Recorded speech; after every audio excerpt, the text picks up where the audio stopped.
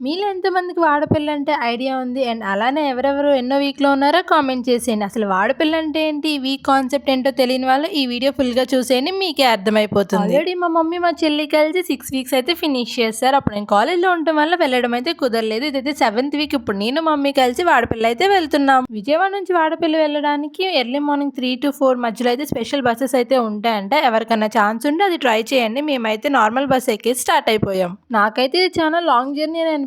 Almost 5-6 hours పట్టేసింది కాబట్టి. So చాలా సేపు జర్నీ తర్వాత ఇక్కడికొస్తే ఇక్కడ ఫుల్ ట్రాఫిక్ ఉండే. ఇంకా బస్‌లోంచి దిగి నడుచుకుంటూ అయితే వెళ్ళిపోతున్నాం. వామ్మో! గుడికాడైతే ఇసుకేసినా కూడా రాళ్ళంత మంది జనాలున్నారు. ఫస్ట్ అయితే 7 ప్రదక్షిణాలు చేయాలంట. సో నేను ఎక్కడ తప్పిపోతానో మా అమ్మని పట్టుకొని చేస్తున్నాను. నెక్స్ట్ దీపం పెట్టొచ్చింది మమ్మీ ఎళ్లి. ఇంకా డైరెక్ట్‌గా దర్శనానికైతే వెళ్ళిపోయాం. ఫ్రీ దర్శనం ఇవన్నీ అయ్యే పనులా లేవని 1116 దర్శనం తీసుకొని మరి వెళ్ళాం.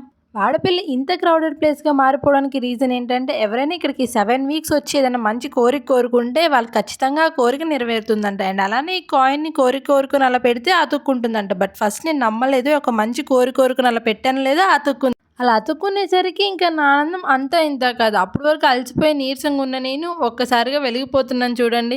ఫైనల్‌గా దర్శనం అయితే అయిపోయింది. ఇంకా స్పెషల్ టికెట్ తీసుకున్న వాళ్ళకి ఇలా సెపరేట్ పూజ అయితే ఉంటదంట. ఇంక మేము ఆ పూజ కూడా ఫినిష్ చేసుకొని అక్కడ ఇచ్చినవి తీసుకొని రిటర్న్ అయితే స్టార్ట్ అయిపోతున్నాం. వాడపెళ్ళి ఉత్తి చేతులతో వచ్చేస్తామే ఏంటి? వస్తా పూతరేకులు అండ్ అలానే ఇంకా పిచ్చుగుళ్ళు అయితే కొనుక్కుంటున్నాం. మళ్ళీ చాలా లాంగ్ జర్నీ చేసి ఇంటికైతే వచ్చేసాం. ఇంకా ఫ్రెష్ అయిపోయి పడుకుంటున్నాం. Bye guys. ఛానల్ సబ్స్క్రైబ్ చేసుకోవడం అసలు మర్చిపోవద్దు.